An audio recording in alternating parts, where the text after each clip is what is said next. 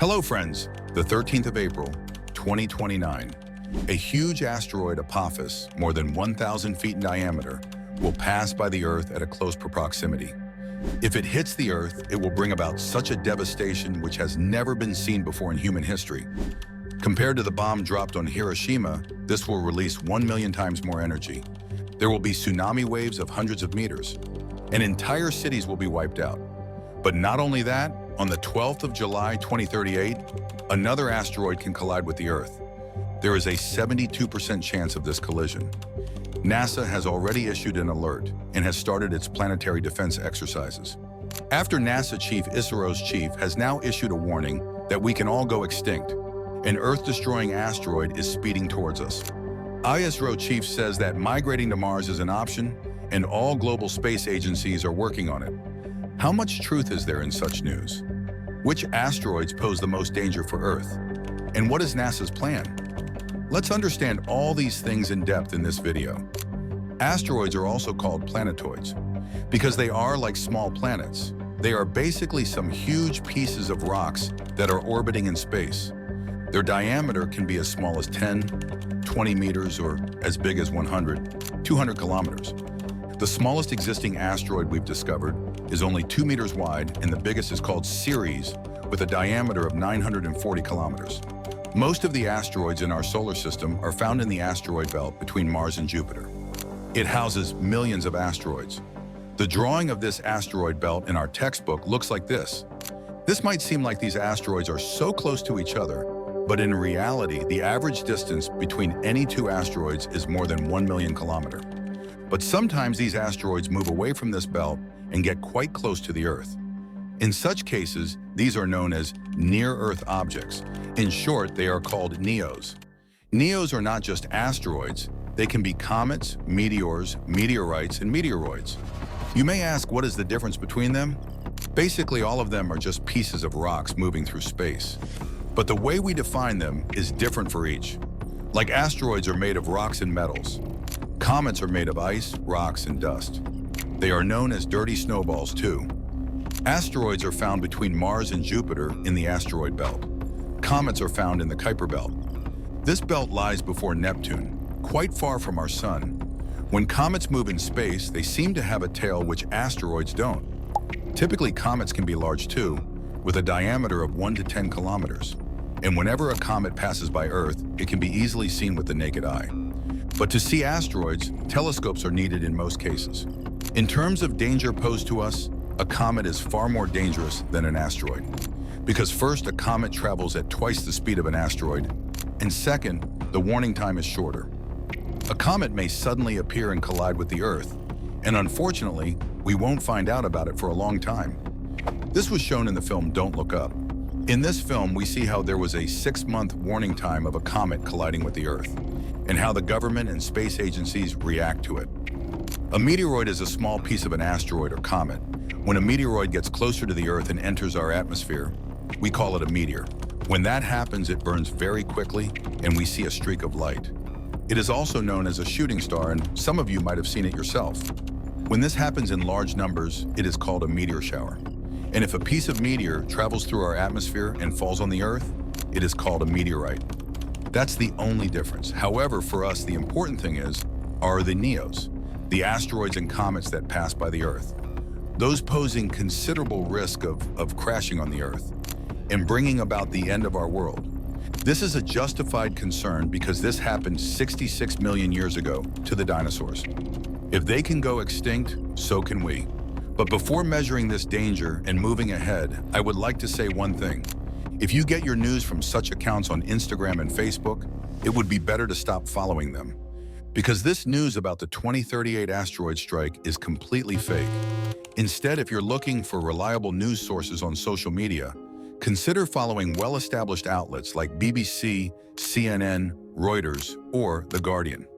These sources maintain journalistic integrity and won't spread this level of misinformation. For example, even a major news outlet like The Times has written an article on this, stating that NASA warns that a planet-sized asteroid has a 72% chance of impacting the Earth. This headline is wrong. It is a clickbait headline. But if you read the first line of the article by scrolling further, they have clarified this headline. NASA recently conducted a hypothetical exercise to assess the planet's preparedness against an asteroid impact. Actually, this 72% chance is not a finding or result. This is a hypothetical imaginary scenario which was created by NASA. They conducted an exercise that if today we found out that an asteroid is going to collide with Earth in July 2038, what can we do? This was a mock test in which more than 100 experts took part from different organizations. NASA, European Space Agency, UK Space Agency, United Nations Office of Outer Space Affairs. Everyone discussed this hypothetical situation if an asteroid were to collide with the Earth 14 years from now. What should be the exact steps to stop it? On the 20th of June, NASA released this report in public, which contains some interesting points. We will talk about them in the video later. But before that, I would like to tell you the date of 2029, which I talked about at the beginning of the video. That date is not hypothetical. Apophis asteroid with a diameter of more than 1,000 feet does really exist. And on the 13th of April, 2029, this asteroid will pass by very close to the Earth, only 30,000 kilometers away. Many geostationary satellites are farther away than this. NASA had released a video showing the exact path of this Apophis asteroid. 5 years later, the day this asteroid will pass by the Earth, you won't need a telescope to see it. You will be able to see it with your eyes at night. So the question is, what are the chances of this asteroid actually colliding with Earth? The answer is 0%. This asteroid was discovered in 2004, after which there was quite an uproar all over the world. Because according to the initial observations, they claimed that there was a 2.7% chance of this asteroid colliding with the Earth in 2029. Even though this 2.7% chance wasn't very significant, it basically meant that there's a 97% chance that it won't collide. But when the consequences can be so devastating, even a 2% chance can be terrifying. That's why in those years this asteroid was called the city killer, the most dangerous asteroid. This was the origin of its name, Apophis. In Egyptian mythology, Apophis is a giant snake which destroys everything. It is also known as the god of chaos. But the good news is that after further observations of this asteroid by the scientists, they found that in reality, it has a 0% chance of colliding with the Earth. For a few years, scientists thought that though it won't collide in 2029, when it had come closer to Earth the next time, it might be dangerous, like in 2036 or 2068. Because when it would pass by Earth in 2029, it would pass through a keyhole area. In space, those places are said to be keyholes that is so close to the Earth, where a passing asteroid is affected by Earth's gravitational force. When the asteroid comes close to Earth in 2029, it will pass through a keyhole region, which will change its orbit. Due to Earth's gravity, the asteroid's orbit will change, which will increase the risk in 2036. Scientists were afraid of this at one time, but today this threat has been debunked. NASA has confidently stated that in the next 100 years, the asteroid will not collide with the Earth. This is why it has been removed from the risk list of near-Earth objects. You might be surprised at this. To know that there is a risk list. Of course there is. Space agencies around the world have made a risk list of the most dangerous asteroids in the near future. For example, on the European Space Agency's website, look at this risk list. The possible collisions of these asteroids and comets. The impact date and time are mentioned. The probability of their collision. Look at this IP max section. This mentions the maximum probability. And this section at the back mentions the diameter to show how big the asteroid or comet is. Now take a closer look at the top 3 objects in this risk list. At number 1 is the 2023 VD3 asteroid. The 2023 in the name tell us that this asteroid was discovered in 2023. This asteroid is quite small in size. It is only 11 to 24 meters wide. It might collide with Earth on the 8th of November 2034, and the probability of collision is 1 in 387. That is, in percentage, it has a 0.25% chance of colliding.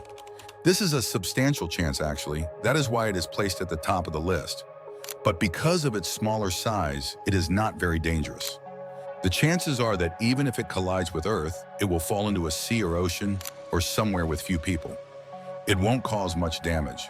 In 2013, there was a similar incident when in Chelyabinsk, Russia, the Chelyabinsk meteor blasted above the city.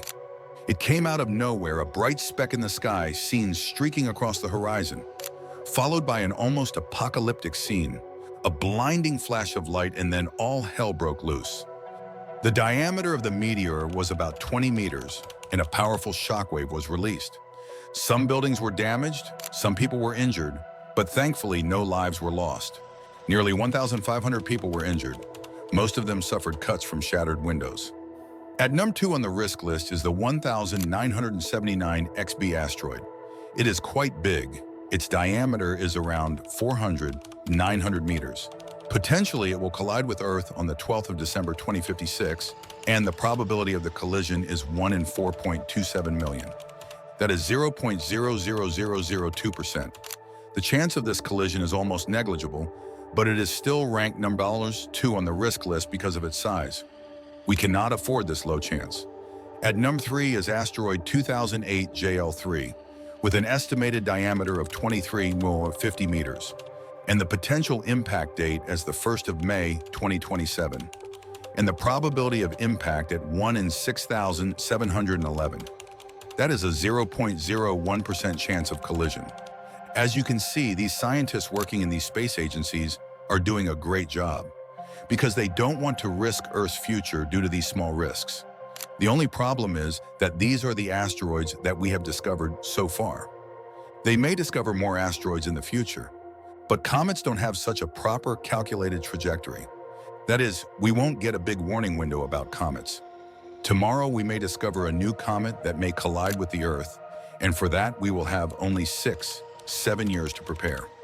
The detection systems on Earth work well most of the time, but sometimes they might not. I would like to tell you about 4 most popular detection projects. The first is Lincoln Near-Earth Asteroid Research. It was started in 1996 by the U.S. Air Force, NASA, and MIT in a joint collaboration. 2 1-meter-long telescopes and a 0.5-meter telescope is used to discover more than 10,000 objects every year. Today, out of all the asteroids that are being discovered, 65% of them are being discovered by this project. The second is CSS Catalina Sky Survey. Established by the University of Arizona in 1998, it uses 2 big telescopes. Its measurements are so precise that in 2008, it found an asteroid which was only 4 meters in diameter. And it had accurately predicted the exact time and day when this asteroid will fall on the Earth and the exact location. 19 hours after its prediction, this asteroid fell in the desert of North Sudan, the same place it had predicted. The third is Pan-STARRS, Panoramic Survey Telescope and Rapid Response System. It is located in the middle of the Pacific Ocean in Hawaii, and it uses the world's largest digital cameras to find asteroids. The images captured by this largest camera are of 1.4 billion pixels. And the fourth is ATLAS Asteroid Terrestrial Impact Last Alert System. It is also located in Hawaii, and scientists have created it as a final warning of sorts. In case all the other systems are unable to detect an asteroid, if an asteroid goes undetected by mistake, then this system will give us a last-minute warning of a possible asteroid impact. Every night, this system scans the sky twice to detect any danger. So overall, Earth's defense system is quite brilliant and strong. But sometimes there might be some errors, like sometimes small meteors remain undetected as they get closer and then collide with the Earth. Like the Chelyabinsk meteor in February 2013. This 20-meter-wide meteor was not detected by any system on time. That's why for such scenarios, a civil defense component becomes crucial. NASA has talked about this on page 12 of their mock test report. If a small asteroid or meteor is about to crash somewhere, international coordination is required at the right time, as well as the activation of the disaster management plans. But what will happen if a large asteroid is about to collide? There are 3 strategies to deal with it. First are the kinetic methods, second are the slow push and pull methods, and the third are the nuclear methods. The first of these 3, the kinetic method, is the only one that has been successfully tested in real life. In this, we send a spacecraft that collides with the asteroid and changes its orbit. The asteroid moves in a new orbit. This is a simple and effective method. Its practical experiment was conducted 2 years ago in NASA's Double Asteroid Redirection Test, DART.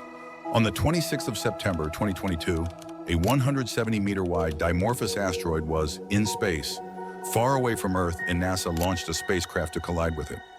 NASA's first planetary defense test to strategically crash into an asteroid. This asteroid didn't pose any danger to us. It was just an experiment to see whether doing this really changes the orbit of the asteroid or not. You can watch the video of this collision on the screen.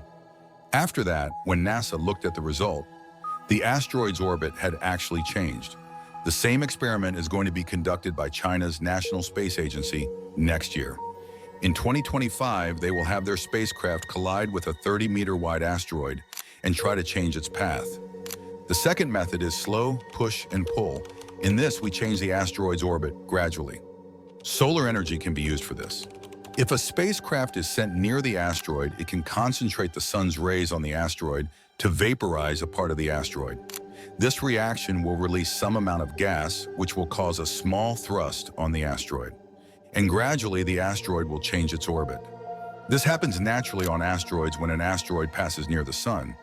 But if it is done by sending spacecraft, scientists' only concerns is before the rocks on the asteroid are vaporized, these rocks should not interfere with the spacecraft's optical system.